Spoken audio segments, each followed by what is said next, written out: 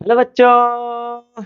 मैं उम्मीद करता हूँ कि आप सब अच्छे होंगे, बहुत मज़े में होंगे दोस्तों, और पढ़ाई के साथ-साथ एन्जॉय भी कर रहे होंगे, है ना? तो पढ़ाई तो ज़रूरी है भैया, पढ़ाई नहीं करोगे तो फिर एन्जॉय ही किस काम का? कोई काम का नहीं। तो आज जो हम लोग स्टडी करने वाले हैं दोस्तों, बहुत ही इम्पोर्टेंट टॉपिक, इतना इम्पोर्टेंट टॉपिक दोस्तों, क्योंकि ये जो होता है ना, यहाँ से जेईई और नीट में बहुत बार एग्ज़ाम में पूछा भी जा चुका है। और बोर्ड एग्जाम में तो पूछो ही मत। करना ही है तो करना ही है, बस और कुछ नहीं। तो भैया अभी जो हम लोग कर रहे हैं क्लास 12th के केमिस्ट्री का चैप्टर नंबर 2 सॉल्यूशन का लेक्चर नंबर जो हम लोग करने जा रहे हैं दोस्तों, वो करने जा रहे हैं 13 यानी 13। ठीक है, तो चलो शुरुआत करते हैं। एकदम बिल्कुल घबराने की बात नहीं है मेरे प्यारे बच्चों। तो चलिए शुरू करते हैं। क्या सर, कौन से टॉपिक स्टार्ट कर रहे हैं सर? तो हम लोग जो टॉपिक कर रहे हैं भैया, आप सुने भी नहीं होंगे, ऐसा टॉपिक स्टार्ट कर रहे हैं जो सॉल्यूशन चैप्टर में उपस्थित है। एकदम दोस्तों, उसका नाम है स्थिर क्वाथी। स्थिर क्वाथी। अगर आप इसको इंग्लिश में बोलो ना, तो इसको एजोट्रॉप बोलते हैं। एजोट्रॉप। ठीक है, इंग्लिश में ही अधिकतर इसको जाना जाता है एजोट्रॉप्स। अभी ये स्थिर क्वाथी होता क्या चीज है, इसके बारे में भी जानेंगे। लेकिन स्थिर क्वाथी को हम लोग स्थिर क्वाथी का दूसरा नाम है नियत क्वथनांकी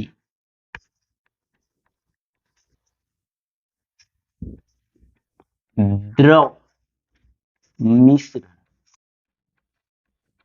ठीक है, इंग्लिश लिख दूं? एकदम लिख लो। इसको बोलेंगे कांस्टेंट बॉइलिंग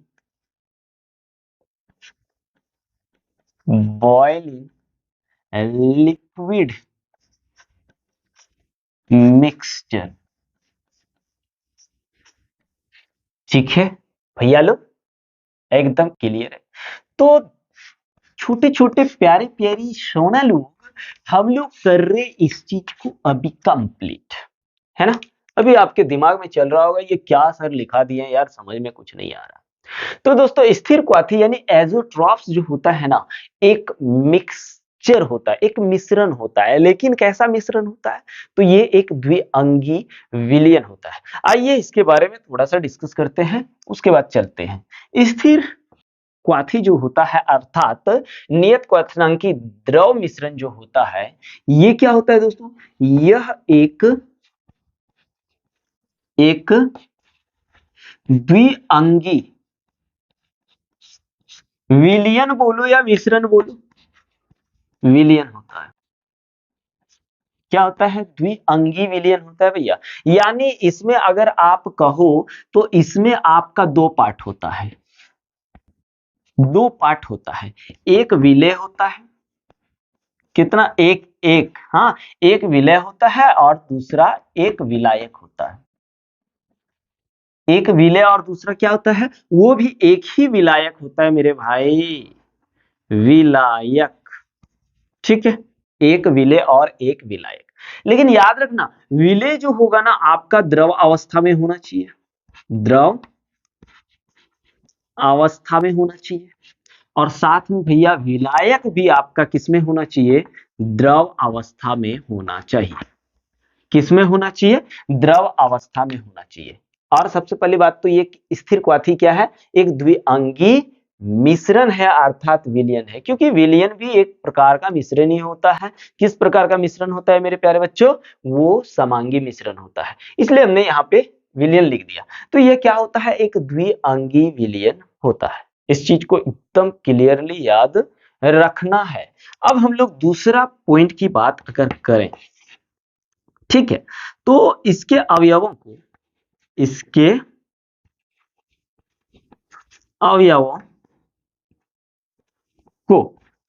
अवयवों को परभाजी आसवन। अब आपके दिमाग में चल रहा होगा ये का लिखा दिया रे भाई, ये तो समझ में नहीं आ रहा, अभी समझाएंगे दोस्तों। इसके अवयवों को परभाजी आसवन के द्वारा भी अलग नहीं किया जा सकता है, किया जा सकता है। समझ रहे हो? इसके अवयवों को परभाजी आसवन द्वारा भी अलग नहीं कर सकते हैं। अब अगर हम लोग तीसरे पॉइंट की बात करें तो इसका संगठन जो होता है ना, इसका संगठन, इसका संगठन निश्चित होता है। अब बोलोगे ई का है, संगठन का मतलब होता है दोस्तों, अगर बात करें तो कंपोजिशन। क्या? कंपोजिशन। जैसे यहां पे विलेय, आपका एक विलेय है और एक विलायक है। अगर आप इस एक विलेय और एक विलायक से क्या बना रहे हैं, आप स्थिर क्वाथी विलयन बना रहे हैं, स्थिर क्वाथी बना रहे हैं, है ना, स्थिर क्वाथी बना रहे हैं। तो इन दोनों का एक कंपोजिशन, एक संगठन होता है जो निश्चित होना चाहिए। अगर विलायक 70% है तो विलेय 30% होना चाहिए। अब ऐसा नहीं है कि यही विलायक लिए हुए हैं, चलो एथेनॉल ले लिया और जल ले लिया। अब हमने क्या किया, एथेनॉल पहले जो मिलाया वो एथेनॉल 70% था और जल ही मान लो, जल 30% था। अब हमने क्या किया, जल को 45% कर दिया और एथेनॉल को हमने 55% कर दिया। तो क्या वो स्थिर क्वाथी विलयन बनेगा? नहीं, इसका एक एकदम निश्चित कंपोजिशन होना चाहिए स्थिर क्वाथी विलयन बनाने के लिए। अगर एथेनॉल 70% चाहिए तो आप 75% नहीं ले सकते हैं, और विलय अगर आपका 30% चाहिए तो आप 35% नहीं ले सकते। यानी एक फिक्स कंपोजिशन होना चाहिए। ठीक है, चलिए, बहुत बढ़िया बात। अगर चौथे पॉइंट की बात कर रहे हैं तो यहां क्या कह रहा है, इसका संगठन निश्चित होना चाहिए। अगर चौथा पॉइंट की बात करूं तो याद रखना, स्थिर ताप होना चाहिए। क्या होना चाहिए, इसको जब हम लोग इसको बनाएंगे तो ताप क्या होना चाहिए, ताप भी स्थिर होना चाहिए। ताप स्थिर होना चाहिए, होना चाहिए। ताप भी कोई चेंजिंग नहीं। अगर टेम्परेचर आपको अगर ये सॉल्यूशन बनाने के लिए 50 केल्विन या 50 डिग्री सेल्सियस की आवश्यकता है, उतना टेम्परेचर की आवश्यकता है, और आपने क्या किया, 50 की जगह 45 टेम्परेचर डाला, या फिर 50 की जगह 55 डिग्री सेल्सियस टेम्परेचर डाल दिया, तो फिर आपका स्थिर क्वाथी विलयन नहीं बनेगा। आपको अगर बनाना है तो आपको एक निश्चित ताप, जितना में ये, जैसे हमने बोला ना कि एथेनॉल और जल का एक स्थिर क्वाथी विलयन है, अगर उसको बनाने के लिए 75 डिग्री सेल्सियस की आवश्यकता है तो आप 75 डिग्री सेल्सियस ही लगाएंगे। ऐसा नहीं है कि आप वहां पे 100 डिग्री लगा दिए, 200 डिग्री लगा दिए, ऐसा नहीं चलेगा। जो आपका इस विलयन को बनाने में जितना टेम्परेचर चाहिए होता है उतना ही आपको देना होगा। कम बेसी करोगे तो फिर नहीं चलेगा मेरे प्यारे बच्चों। ठीक है, अब हम लोग यहाँ पे स्थिर क्वाथी विलयन देख लीजिए। सबसे पहली बात तो द्विअंगी विलयन होना चाहिए। सबसे पहली बात क्या, द्विअंगी विलयन होना चाहिए। उसमें से विलेय और विलायक, एक विलेय और एक विलायक होना चाहिए, और दोनों द्रव अवस्था में होना चाहिए। क्या? दोनों द्रव अवस्था में होना चाहिए। और इसके अवयवों को दोस्तों हम लोग परभाजी आसवन के द्वारा अलग नहीं कर सकते हैं। इसका मतलब यह है कि द्रव अवस्था में मोल प्रभाज जो होगा, मोल प्रभाज तथा वाष्प अवस्था में मोल प्रभाज समान होना चाहिए। क्या होना चाहिए? समान होना चाहिए। अगर ये इक्वल हो गया, अर्थात इस चीज को हम लोग ऐसे अगर याद नहीं रख सकते हैं तो इसको एक्स ए कर लीजिए और यहां लिख दीजिए लिक्विड फेज लिक्विड फेज, ठीक है, लिक्विड फेज में मोल अंश, और दूसरा मान लीजिए वेपर, वेपर फेज में उसी पदार्थ का मोल अंश। ठीक है, ये चीज होना चाहिए, इतना कम से कम ये 5 चीज होना चाहिए एक स्थिर क्वाथी विलयन बनाने के लिए। तो अभी आप सोच रहे होंगे कि हाँ, ये अगर दोनों इक्वल है तो फिर हम कैसे, इससे तो अलग कर ही नहीं सकते हैं। इससे अलग करने के लिए क्या करना होगा, ये जो मोल प्रभाज है इक्वल नहीं होना चाहिए। आइए इस चीज को समझते हैं प्रभाजी आसवन को, उसके बाद आपको क्लियर, एकदम डिक्लियर हो जाएगा। तो उम्मीद है कि स्थिर क्वाथी आपको क्लियर हो गया होगा। स्थिर क्वाथी क्या है, एक द्विअंगी विलयन होना चाहिए, दोनों, उसमें भी दोनों जो घटक होगा लिक्विड फॉर्म में होना चाहिए। इसके अवयवों को प्रभाजी आसवन विधि द्वारा नहीं अलग कर सकते हैं। तीसरी बात, इसमें आपका क्या, स्थिर ताप होना चाहिए और एक फिक्स कंपोजिशन होना चाहिए, और साथ साथ में गैस अवस्था में मोल प्रभाज जो होगा वो इक्वल होना चाहिए द्रव अवस्था के मोल प्रभाज के। ठीक है, ये क्लियर आपका स्थिर क्वाथी कर देगा। अगर नहीं समझ में आ रहा है दोस्तों तो एक बार फिर से देख लीजिए, एकदम क्लियर है, समझ में आएगा। लेकिन इतना तो उम्मीद है कि आपको दोबारा देखने की जरूरत नहीं पड़ेगा, ये हम लिख के आपको दे रहे हैं। एकदम बिंदास है, बिंदास रहिए, टेंशन फ्री रहिए, है ना।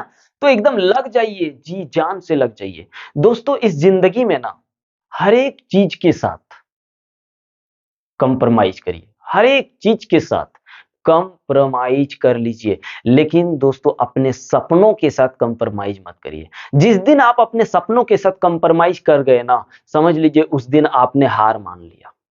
जिंदगी में कभी, सब चीज से इस दुनिया में कंप्रोमाइज करिए, सब चीज से, लेकिन अपने सपनों से नहीं।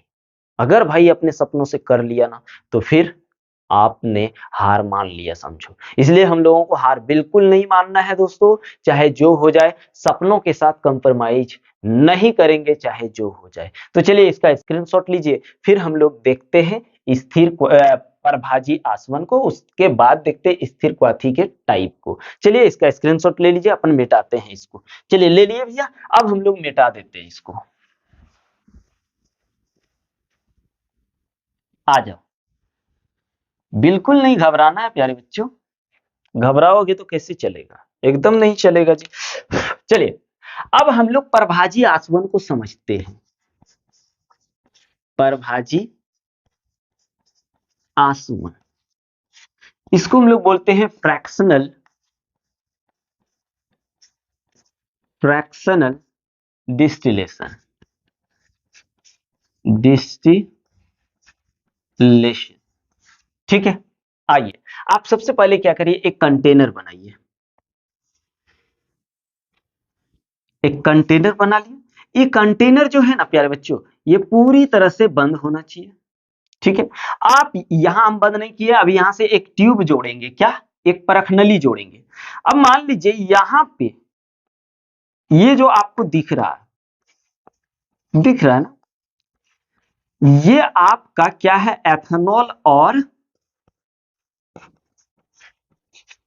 एथेनॉल और जल का मिश्रण है। कितना, 90%। अभी कितना भाई, 90%। अगर ये 90% है तो ये 5% होगा, बिल्कुल होगा।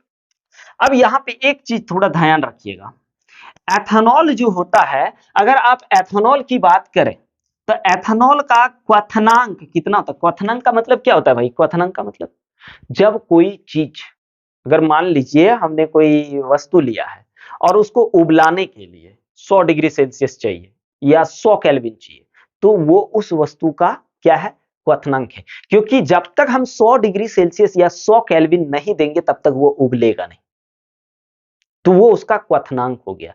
तो ये एथेनॉल जो है ना, एथेनॉल जो है ना 353.3 केल्विन पर ये उबलेगा। इतना अगर हमने टेम्परेचर दिया तो ये उबलेगा। ठीक है, चलिए, और ये जो होता है 373 केल्विन पर उबलता है। कितना पर, 373 केल्विन पर उबलता है। हमने इसका एक स्थिर क्वाथी विलयन लिया। अगर भैया जब इसको हमने हीट करना शुरू कर दिया, क्या करना शुरू कर दिया, हीट करना शुरू कर दिया, गर्म करना शुरू कर दिया, तो हमको दिखेगा कि इधर गैस के मॉलिक्यूल्स भी आएगा। अब किसका गैस का मॉलिक्यूल्स आएगा, आइए समझते हैं। अब हम लोग एक काम करते हैं, पहले यहां से एक ट्यूब को जोड़ लेते हैं। चलिए लगा दिए, लगा लिए ना, बहुत अच्छी बात। अगर हमने 353 केल्विन दिया तो एकदम क्लियर है कि यहाँ पे क्या होगा, एथेनॉल वाष्प बन जाएगा। तो ये एथेनॉल वाष्प बन जाएगा। एथेनॉल जब वाष्प बन जाएगा तो यहाँ से इसका वेपर यानी वाष्प क्या होगा, धीरे धीरे आकर के यहाँ पे आ जाएगा। लेकिन जल नहीं उबलेगा, कारण जल को उबालने के लिए 373 केल्विन चाहिए। और हमने यहाँ पे कितना टेम्परेचर डाला है, हमने यहाँ 353.3 केल्विन डाला है।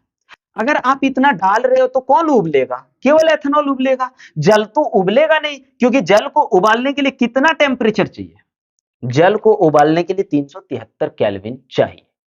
चाहिए कि नहीं, एकदम बिल्कुल चाहिए। तो इस तरह से तो हम लोग इसको अलग कर सकते हैं, लेकिन स्थिर क्वाथी में क्या बोल रहा है कि इसको आप क्या करेंगे, इसको आप अलग नहीं कर सकते हैं। कारण क्या है, स्थिर क्वाथी में हमने क्या देखा कि एक्स ए जो है इक्वल है वाई ए का, जब ये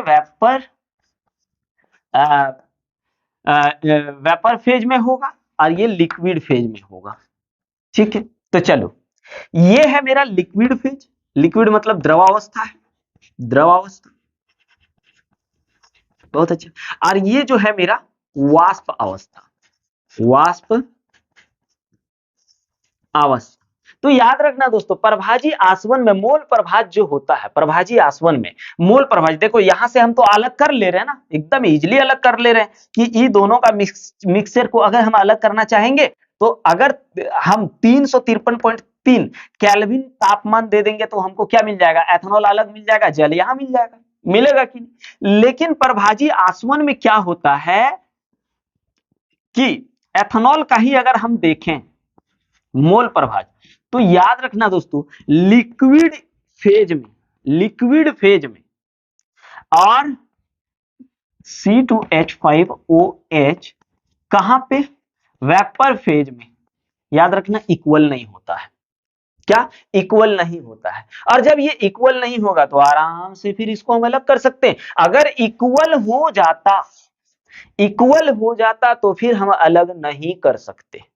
पर याद रखना मेरे प्यारे बच्चों, परभाजी आसवन में जिस भी गैस, जिस भी लिक्विड को आप मिलाओगे, उनका मोल अंश लिक्विड फेज में यानी द्रव अवस्था और वाष्प अवस्था में कभी इक्वल नहीं होता है। वैसे ही जल का भी याद रखना, जल का भी कहां पे, लिक्विड फॉर्म फेज में और गैस फेज में, सॉरी वेपर फेज में कभी इक्वल नहीं होता।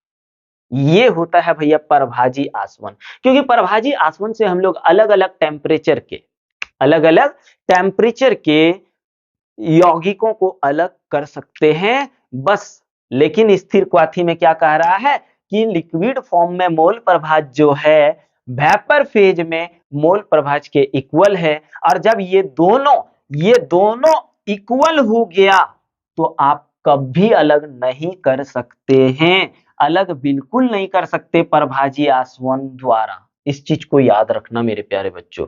अब परभाजी आसवन द्वारा हम तभी अलग कर सकते, ये बड़ा इंपॉर्टेंट चीज है, ये बड़ा इंपॉर्टेंट है। हम तभी अलग कर सकते हैं जब इसके मोल प्रभाज गैस अवस्था, सॉरी वाष्प अवस्था और द्रव अवस्था में मोल प्रभाज इक्वल नहीं होना चाहिए। अगर इक्वल नहीं है तो फिर हम अलग अलग टेम्परेचर के यौगिकों को आराम से परभाजी आसवन द्वारा अलग कर सकते हैं। उम्मीद है कि यहां भी आप लोगों को क्लियर हो गया होगा। तो हम लोग क्या भैया, स्थिर क्वाथी में परभाजी आसवन से इस लिक्विड को हम लोग अलग नहीं कर सकते हैं। ठीक है, क्यों नहीं कर सकते हैं, क्योंकि इन दोनों का मोल प्रभाज जो है इक्वल है, किसमें, स्थिर क्वाथी में। और जब इक्वल हो जाएगा तो फिर हम लोग उसको अलग नहीं कर सकते हैं। दोनों अवस्थाओं में ये इक्वल आ जा रहा है ना, इसलिए हम लोग अलग नहीं कर सकते। उम्मीद है समझ में आ गया होगा प्यारे बच्चों। चलिए इसका स्क्रीनशॉट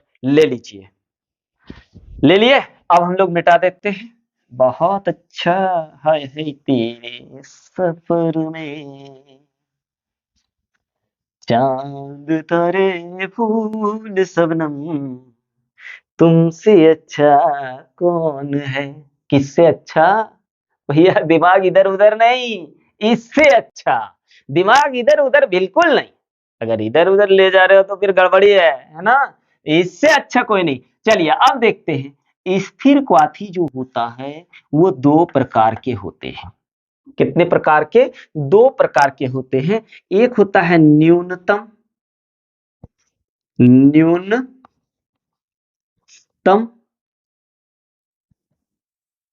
न्यूनतम क्वाथनांकी, क्वथ अरे यार क्वथनांकी स्थिर क्वाथी।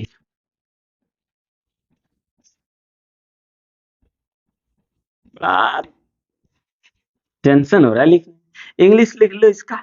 Minimum, minimum boiling azeotrope, azeotropes. ठीक है। और दूसर का जो होता है, याद रखना, इसको एक काम करते हैं, इधर इसको फिर थोड़ा सा ई कर लेंगे दोनों को, उसके बाद ग्राफ से फिर स्थिर क्वाथी का स्थिर क्वाथी निकालेंगे ग्राफ से भी, समझे। उसके बाद आएगा अधिकतम अधिकतम क्वथनांकी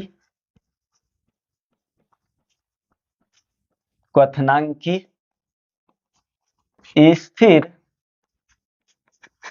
क्वाथी, English maximum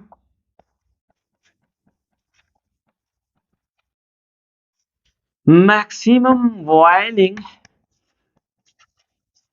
azeotropes.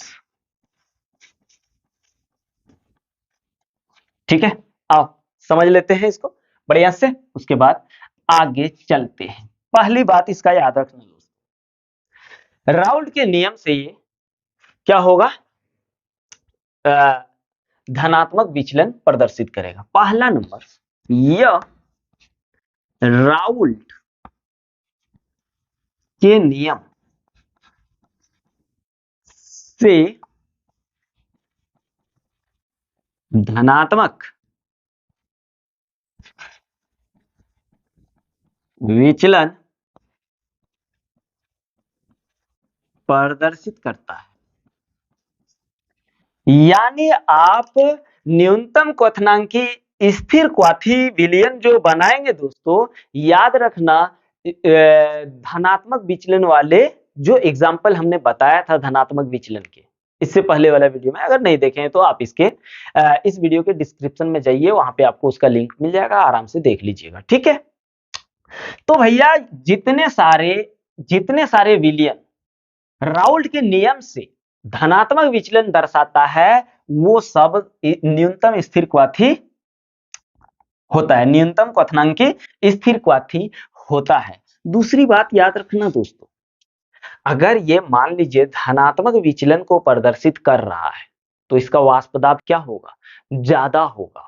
Vapour pressure क्या होगा, ज्यादा होगा। और यदि वेपर प्रेशर ज्यादा होगा, है ना, हाँ, वेपर प्रेशर ज्यादा होगा तो इसका क्वथनांक क्या होगा दोस्तों, कम होगा। थोड़ा सा भी टेम्परेचर दोगे, ये वाष्प में चेंज हो जाएगा। तो एक इसका और एक पॉइंट लिख लो,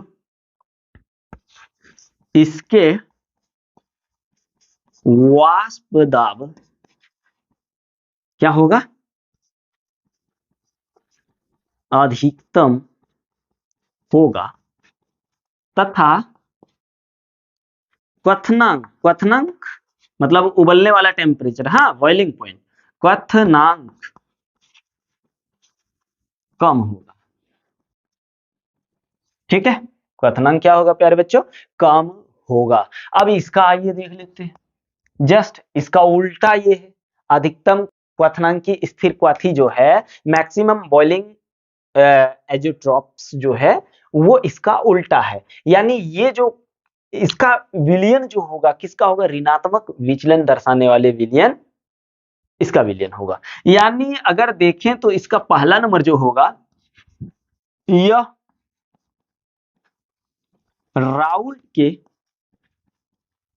नियम से, हाँ, ऋणात्मक विचलन को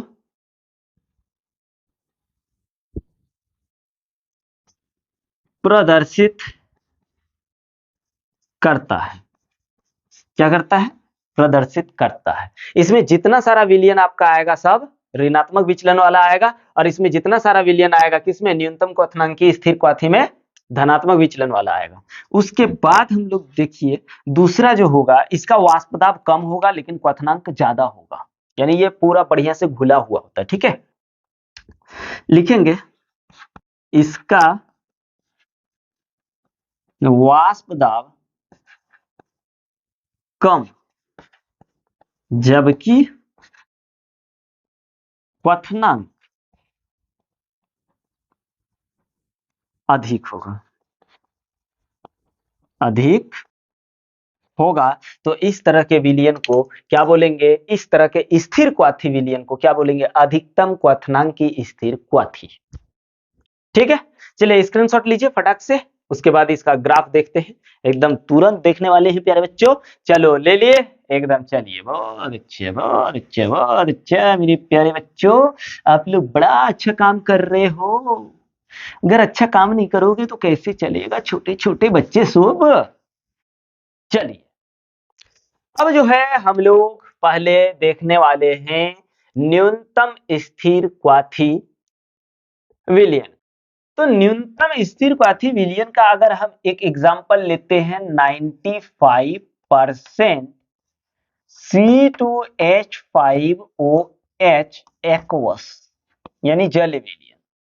ये क्या है, ये एक स्थिर क्वाथी विलयन है, लेकिन ये कैसा है, न्यूनतम क्वथनांकी स्थिर क्वाथी विलयन है। अगर आप इसमें देखना चाहोगे तो थोड़ा देखिए, ये क्या कह रहा है कि एथेनॉल जो है 95% है। एथेनॉल कितना है प्यारे बच्चों, 95% है। तो एक्वस मींस जल होगा ना, जल कितना आ जाएगा, अगर मान लीजिए ये आपका 95% है तो जल कितना होगा, जल 5% हो जाएगा, तब ना 100% मिलेगा।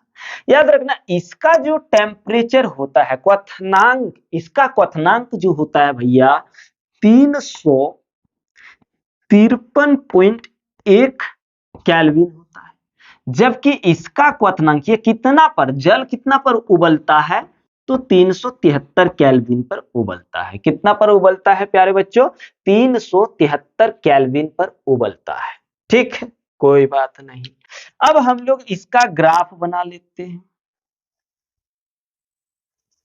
दिख रहा होगा, एकदम दिखना तो चाहिए, और नहीं दिख रहा है तो एक काम करते हैं इधर आ जाते हैं, फिर यहां दूसरा एग्जांपल ले लेंगे उस टाइम, है ना।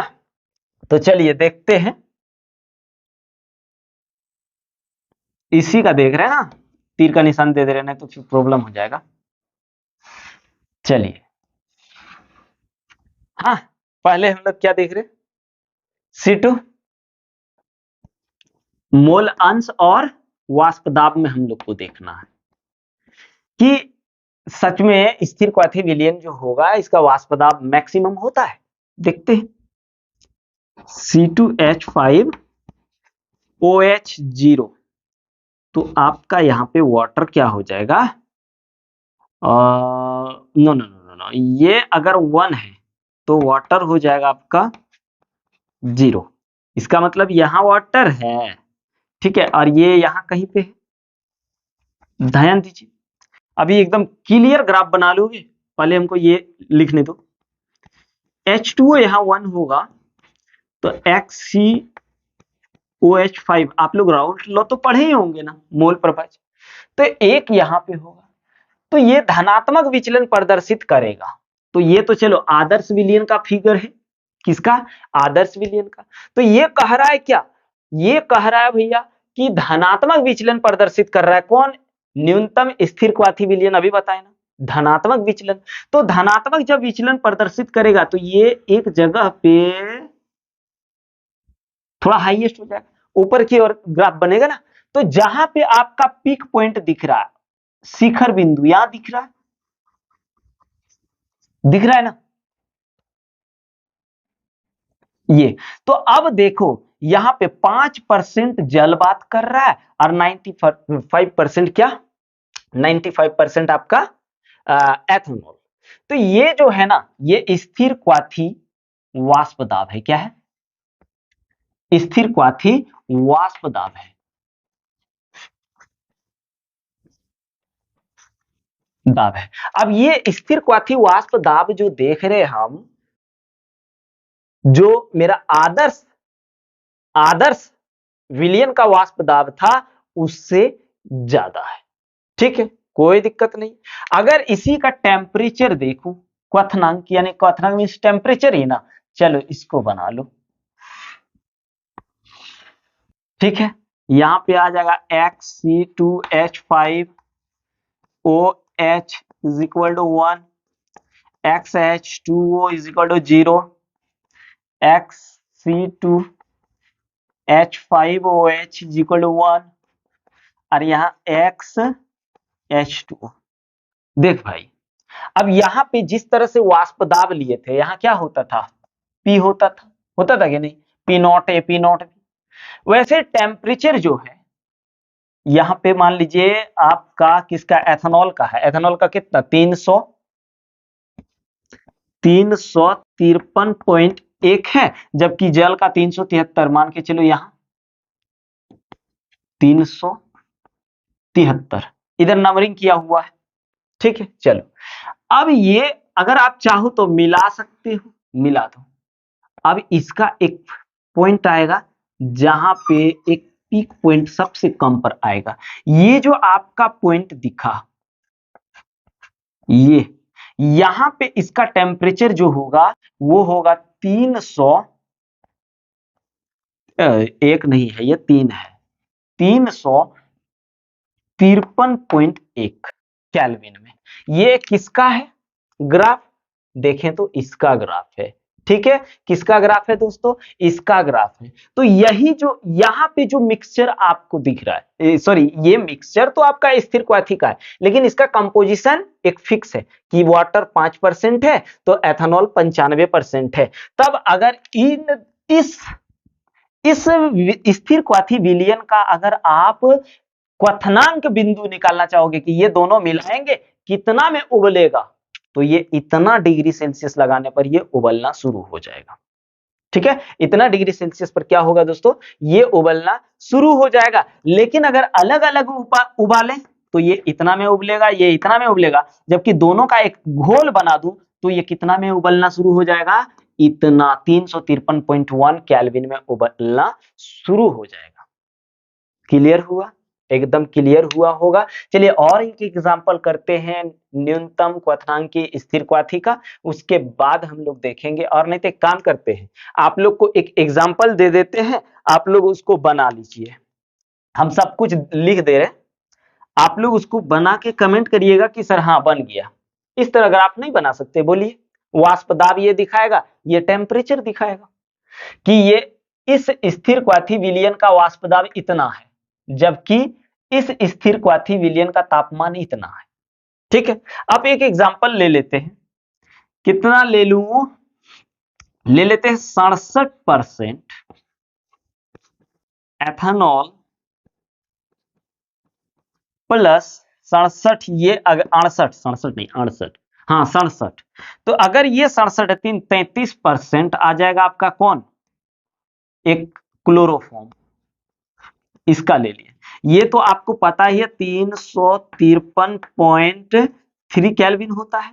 और इसका आप याद रखिएगा दोस्तों, इसका होता है 334 केल्विन। कितना होता है? 334 केल्विन। इसका आप ग्राफ बनाइए एक वाष्प दाब का, कि ये दोनों को जब मिला देंगे तो इसका वेपर प्रेशर कितना होगा और इसका क्वथनांक बिंदु कितना होगा, कि मिला देने पर अगर ऐसे देखें तो इतना में एथेनॉल घुल जाता है, इतना सॉरी उबलने लगता है, और इतना केल्विन में क्लोरोफॉर्म उबलने लगता है। लेकिन जब दोनों को मिला दूं तो कितना टेम्परेचर पर दोनों उबलेगा, इस तरह से ग्राफ आप बना दीजिए। ये भी आपका क्या है, ये देखिए धनात्मक विचलन को दर्शाता है कि नहीं, धनात्मक विचलन को दर्शाता है। तो आप इसका क्या निकालिए, टेम्परेचर और वाष्प दाब निकाल के दिखाइए। तब तक लीजिए इसका स्क्रीनशॉट। अब हम लोग देखते हैं अधिकतम, क्या देखते हैं, अधिकतम स्थिर क्वाथी विलयन। मिटा दिए, चलो कितना इजी है भैया, इजी, एकदम इजी है, एकदम इजी। चलिए अब हम लोग जो लेते हैं अधिकतम का, किसका लेते हैं, अधिकतम का ले लेते हैं भैया। यहां लिख दे रहे अधिकतम क्वथनांकी नांकी स्थिर क्वाथी, ठीक है, मिक्स है। इसका एक एग्जांपल लेते हैं हम लोग, ले लेते हैं 68% HNO3 एक्वस। इसका मतलब यहां जल भी मिला हुआ है। अगर इसको आप करने जाओगे तो HNO3 देखिए, HNO3 कितना है, 68% है। तो आप बताइए हमको एक्वस यानी वाटर कितना परसेंट होगा, बताइए तो। 68 है तो 2 70 32%,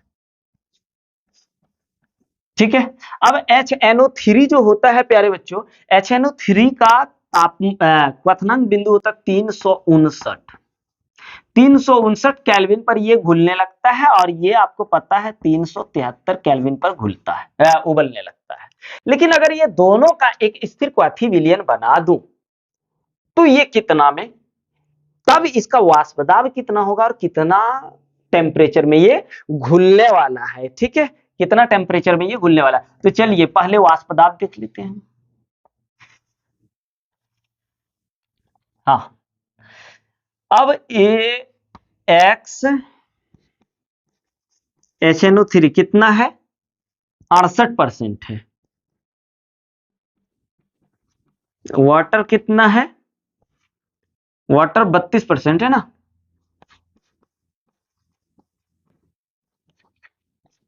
मोलन्स ले लीजिए और इधर वाष्प दाब ले लीजिए। क्या वाष्प दाब निकाल रहे तो वाष्प दाब ही ना लेना है। चलो H2 इज इक्वल टू 1। तो यहां पे मान लीजिए एक का प्रेशर, इसका वाष्प दाब है किसका, HNO3 का, और यहां पे मान के चलिए जल का वाष्प दाब है, क्या, जल का वाष्प दाब है।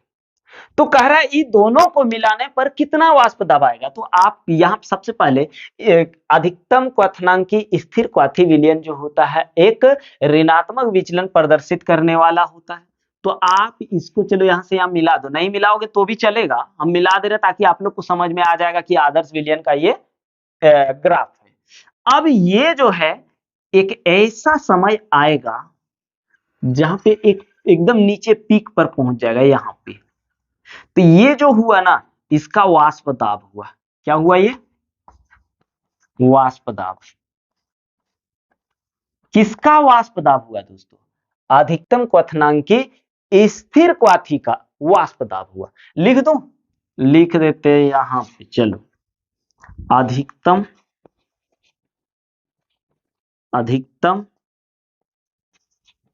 क्वथनांकी स्थिर क्वाथी। अब तापमान निकाल लेते हैं।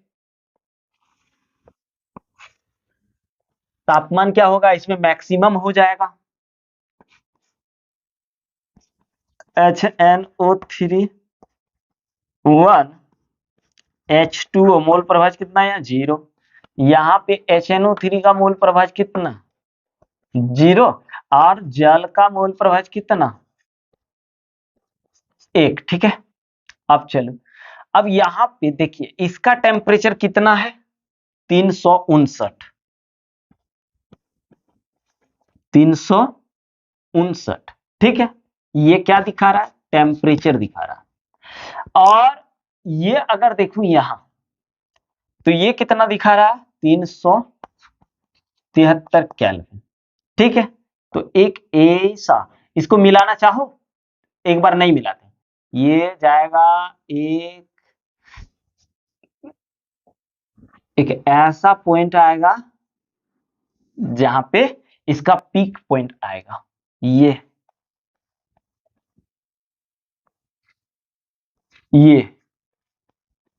जो है स्थिर क्वाथी, अधिकतम क्वथनांकी स्थिर क्वाथी है। क्या है?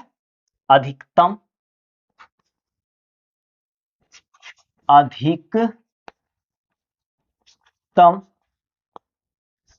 क्वथनांकी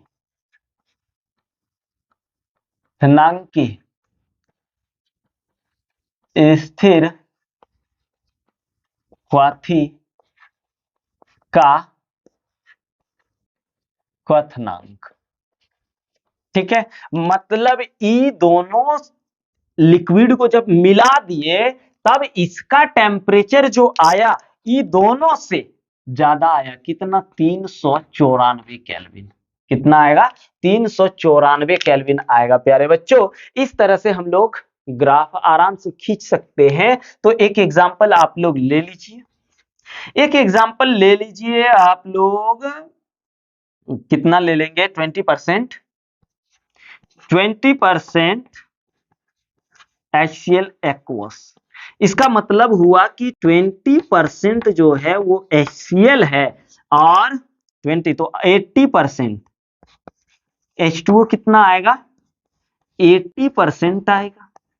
H2O का तो आपको टेम्परेचर पता है और HCl का होता है 188 केल्विन। ठीक है, ये दोनों को जब मिलाओगे तो एक पीक पॉइंट आएगा, एक शिखर बिंदु पर उसका क्वथनांक बिंदु आएगा। वहां आप इसको आराम से बैठाइए और निकाल लीजिए। वो कितना आएगा जानते हैं दोस्तों? वो आपका आएगा 393.5 केल्विन। कितना? 393.5 केल्विन। ये थोड़ा सा आप बुक में देख लीजिएगा, यहाँ पे कितना होगा, अराउंड होगा 383 केल्विन। कितना?